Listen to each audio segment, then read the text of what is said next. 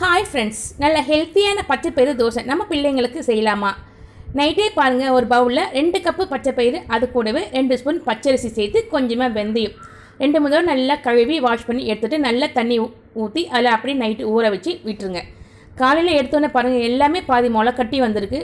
இது இன்னும் நமக்கு நல்லா டேஸ்ட்டு கொடுக்குங்க.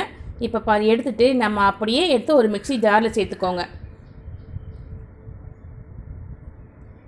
சேர்த்து இது கூடவே ஒரு துண்டு இஞ்சி சேர்த்துக்கோங்க, ஒரு 4 பச்சை மிளகா, அது கூடவே 2 மிளகு, கொஞ்சமாக பெருங்காயம், கொஞ்சமாக சீரகம் சேர்த்து நைட்டு ஊற வச்ச அதே தண்ணி எடுத்து இதில் நல்லா அரைச்சி விட்டு எடுத்துக்கோங்க. இப்போ எடுத்து ஒரு பவுலில் மாற்றிட்டு நம்ம இருக்கிற மிக்ஸி ஜாரில் தண்ணி ஊற்றி நல்லா அரைச்சி இதில் சேர்த்துக்கிட்டு கல் பாருங்க நல்லா சூடாகி வந்திருக்கு. அப்படியே எடுத்து நம்ம பச்சைப்பயிறு தோசையை ஊற்றி எடுத்துக்கோங்க. கொஞ்சமாக ஆயில் சேர்த்துக்கோங்க.